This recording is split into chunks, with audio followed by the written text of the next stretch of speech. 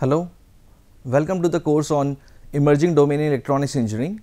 I am Dushyant Singh Chauhan, Department of Electronics and Communication Engineering, Ajay Kumar Garg Engineering College. So, this is lecture 1. In this lecture, we will see the basics of semiconductor diode, how a semiconductor diode is formed. After that, we will see the construction and the working of semiconductor diode. So, first is the semiconductor material. So, semiconductor material are a special class of elements having a conductivity between that of the good conductors and that of an insulators. So, the broad classification for semiconductors are the single crystal semiconductors, which consist of germanium and silicon, whereas the compound semiconductors are gallium arsenide, calcium sulfide, gallium nitride and gallium arsenide phosphide. The most frequently used semiconductor material for the construction of electronic devices are germanium, silicon and gallium arsenide. These are also used in the construction of the NPN transistors and the PNP transistors also. Now, this figure basically shows the energy level diagram or the band diagram for the insulators, semiconductors and the conductors. So, first of all, what is insulators? Insulators are a group of, we can say, are the groups in which even on applying a voltage, there is no conduction of electrons, means the electrons in the valence band will not conduct, will not move to the conduction band, and hence the conductivity is 0. Whereas, in the conductors, even on applying a small positive voltage, the electrons moves and the conductivity is very high. And the semiconductors are those materials whose conductivity lies in between that of the insulators and the conductors, means at temperature of 0 Kelvin, there is no conduction of electrons and the resultant current is 0, but at room temperature 298 Kelvin, there is a flow of electrons and due to that there is a conduction. So, we have the band gap energy for germanium, which is 0.67 electron volt. For silicon, this band gap energy is 1.1 electron volt. For gallium arsenide, this is 1.43. Band gap energy is the energy band, is a difference in the energy level of the conduction band and the valence band. This we can say is Eg.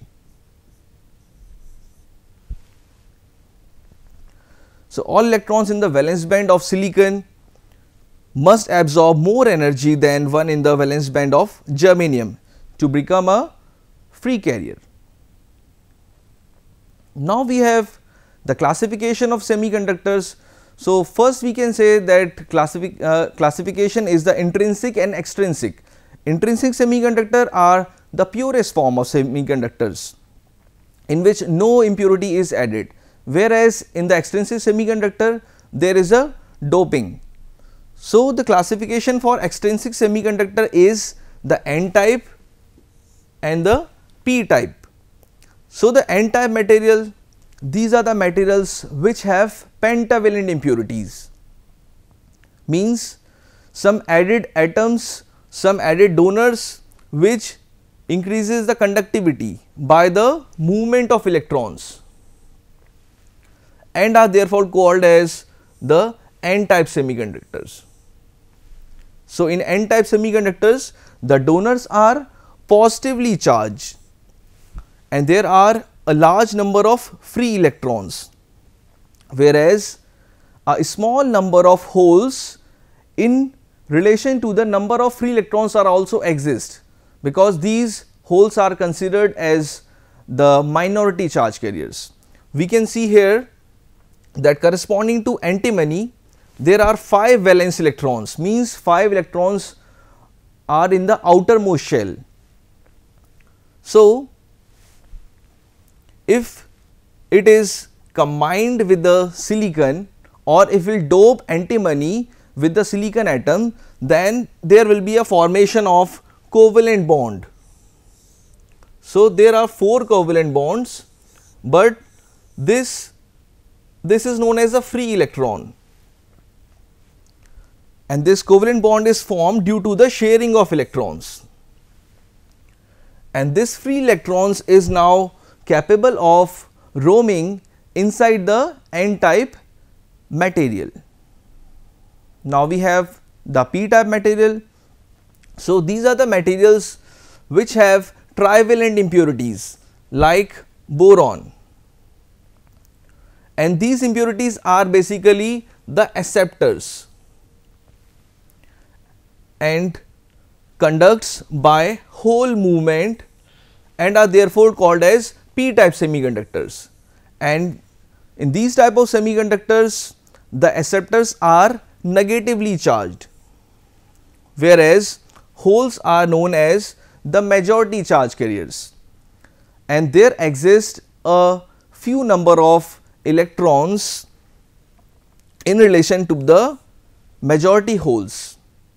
So again here we can see that in the boron there are 3 valence electrons, means the electrons which are in the outermost shell. So once this impurity, this boron gets added with the silicon, so only we have 3 covalent bonds, and this is the hole. This is a representation for hole. The absence of electron is known as hole. So if somewhere one electron may occur or get into this position, there will be a formation of covalent bond. So here we can say in p-type material there is the deficiency of electrons, or holes are in majority. So due to these charge carriers, or we can say we further classify the carriers as the majority carriers and the minority carriers. We have already seen in our last slides that in n-type semiconductors the electrons are majority charge carriers, whereas holes are minority. Similarly, for p-type the majority charge carriers are holes, whereas electrons are the minority charge carriers. So these charge carriers are responsible for the flow of current in a p-n junction diode. So now we have a p-type material and a n-type material. So a p-n junction is formed when an n-type material is fused together with a p-type material, creating a semiconductor diode.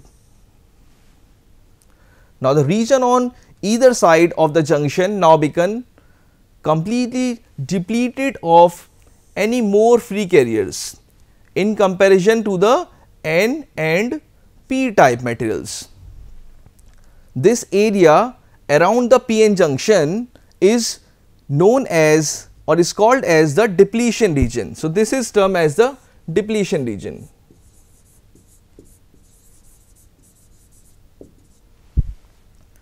So we can clearly see here that in a n side we have electrons as majority, and in p side we have holes as majority. So what happen is, due to the diffusion process, these majority electrons will move towards the junction, and these holes which are majority in p region, that will try to move and reaches the junction, and here in this particular region there is a electron hole recombination. Due to this there is a depletion of charge carriers, or due to the recombination there is a charge developed across the junction. So in the n region we have the positive charge over here, and in the p side we have negative charge. this D is the overall diffusion, whereas Nd are the donor atoms and Na are the acceptor atoms. So, in continuation with this p-n junction, the process is known as diffusion process, by which these electrons and holes get recombined, and due to that there is a formation of depletion region. So, this is just a representation for that these are the free electrons, this is a representation, this is a representation for holes, and we have the ions also. Ions are represented by positive ion with a circle and negative with a circle. These are known as the positive donor ion and the negative acceptor ions. So, the electric field created by the diffusion process has created a built-in potential difference across the depletion region, or somewhere it is referred as zero bias potential also. So, this is given as built-in potential is Vt ln Nd multiplied by Na divided by Ni square, where we can say that Vt is the thermal voltage that depends on the temperature,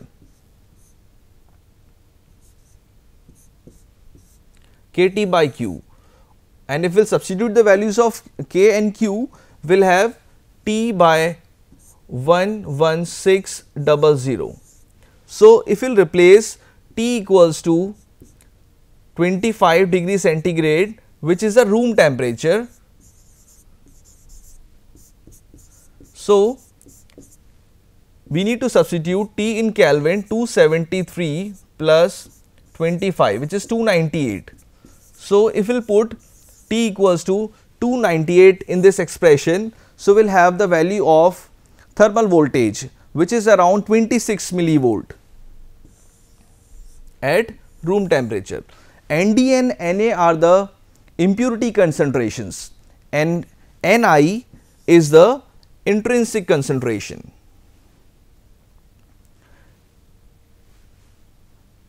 Now, we will see the diode operating conditions, in which conditions and or we can say what are the cases in which this diode can operate. So, this diode operates in three possible conditions, which is called as a biasing also for the junction diode. So, first is the zero bias condition. So, zero bias condition is referred to as that when no external voltage or the no external potential is applied to the p-n junction diode.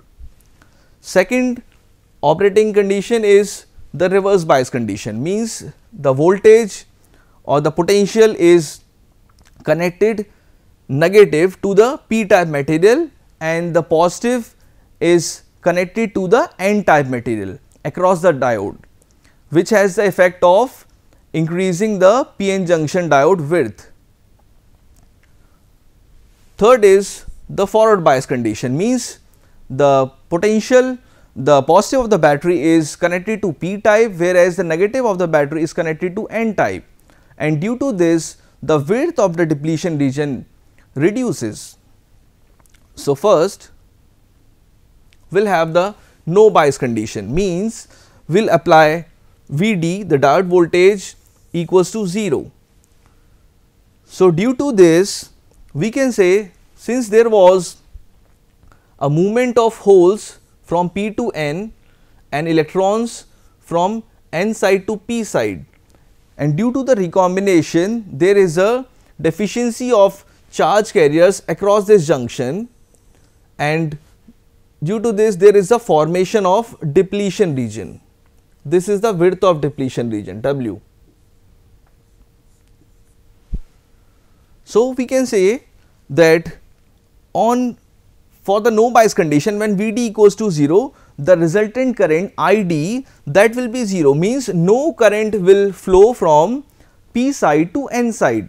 So, the resultant current is 0, and we can say only a very minute, or we can say the modest depletion region exists. not a very minute. Next is the forward bias condition, means the positive of the battery is connected to P side, whereas negative of the battery is connected to N side. So due to this negative of the battery will pressurize this electron to move towards this region. So more number of electrons will cross the junction and more number of holes from P region crosses the junction and reaches the N side region. Due to this, there is a flow of current. So the flow of current is due to the majority charge carriers. So we are already aware of the fact that in a P type region the holes are majority, whereas in the N type region the electrons are the majority. So this is a movement of holes. So the majority current is in this particular direction, and again there is a minority current also. Minority current means in this N region the holes are minority.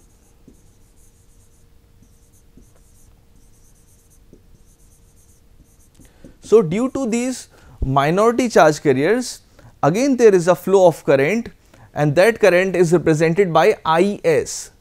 So the resultant current will be consist of majority as well as minority. This is called as a majority current and Is is known as the minority current. So I equals to I majority minus I minority.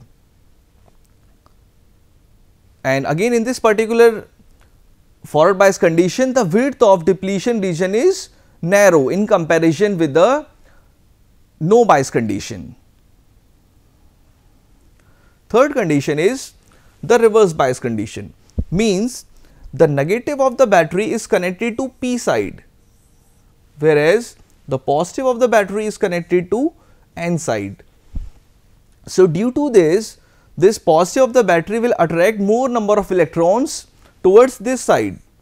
So as a result, no electron crosses the junction, and once no electron crosses the junction, the majority current will be 0. And once the majority current is 0, so this positive of the battery will pressurize the minority carriers, which are holes in N region and electrons in P region. So due to this, there is a flow of minority carriers from N region to P region, N region to P region, that constitute a current. So as a result, the width of depletion region increases. This W is the width of depletion region. So W is high in reverse bias condition, moderate in no bias condition, and narrow in case of forward bias condition. So these three are the operating conditions for a semiconductor diode. Now we have the diode characteristics. So we can say that the current follows this particular expression, ID equals to Is e raised to power k Vd by t minus 1, where this exponential term is corresponding to the majority current.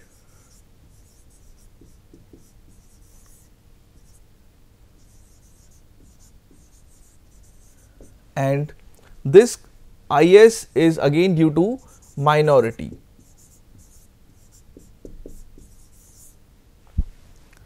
So we can see here that this region means the first quadrant, this region is corresponding to the forward bias condition, and this region, third quadrant, is corresponding to the reverse bias.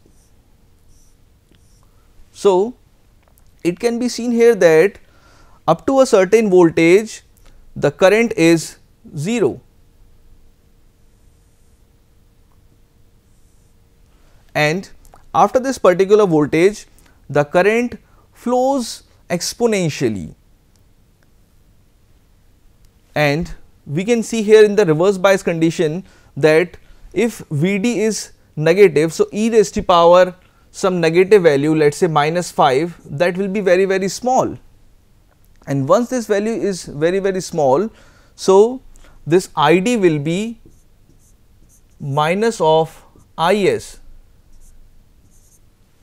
and Is is the current due to the minority carrier, and this is of the order of microampere or nanoampere, and this current is very, very small. Here we can clearly see that on the y axis in the upward direction we have milliampere scale, and in the downward direction we have a microampere scale. So this value is, this current is very, very small. So again this Is is known as the reverse saturation current, and this reverse saturation current is very, very temperature sensitive. Now this reverse saturation current doubles for every 10-degree rise in temperature. We can see here that Is at temperature T2 equals to Is at temperature T1 2 raised to power T2 minus T1 by 10, means this Is reverse saturation current at temperature T2 get doubles for every 10-degree rise in temperature.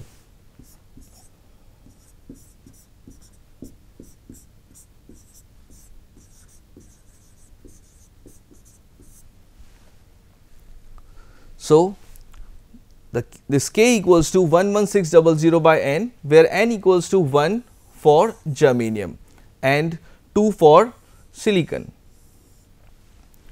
and T is in Kelvin. We have already seen 273 plus degree Celsius. So at room temperature this T will be 298 Kelvin, and at this particular temperature this thermal voltage Vt can be 26 millivolt. So here we can say that in this particular forward bias condition the diode can be represented, means we can say that the current Id will flow through the diode, and here the current Id will be only minus of Is, and here if Is is very, very small, then Id is e raised to power, or we can say Is e raised to power Vd by kVd by Tk. So this is the ideal condition, means this is at room temperature which is 298 Kelvin, but this semiconductor diode which is commercially available is having somewhat characteristics which is shifted from the actual characteristics, and this positive and negative sign, this shows the polarity for the diode which is P side and N side. And again after this particular voltage there is a particular voltage in a reverse bias condition which is termed as a breakdown voltage. So even on applying a voltage above this particular voltage Vz or something VBR also, there is a sharp rise in current due to the phenomena which is known as a breakdown. So this breakdown basically we can further categorize this breakdown as due to the two phenomena. One is avalanche breakdown and the another one is the Zener breakdown. We will discuss in our subsequent lectures. So this diode equation is very, very important in finding the resistance, in evaluating the static and dynamic resistance corresponding to the p-n junction diode. So this voltage is somewhat referred as the knee voltage, V gamma or knee voltage.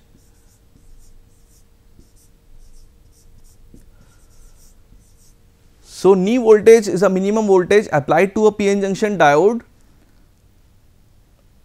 means before this particular voltage there is no conduction of electrons and the resultant current is 0, but this is a minimum voltage after which the current increases exponentially. So, this knee voltage for germanium, silicon and gallium arsenide is different. For germanium, this knee voltage is what we can say. For silicon it is 0.7, this is gallium arsenide 1.21 and this is 0.3. So, if we compare the characteristics for germanium, silicon and gallium arsenide, so we can clearly see here that the germanium diode will switch on earlier in comparison with silicon and gallium arsenide at a particular value of forward voltage.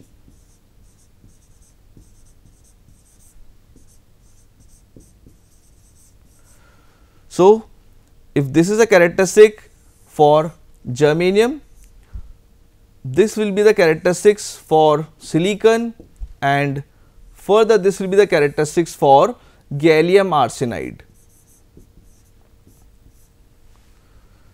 So, after this in our next lecture we will discuss the diode equivalent circuit, how the diode can be represented and how the diode can be used in the further applications of a PN junction diode, which is the rectifiers, the series parallel combination of diodes, the clippers and the clampers.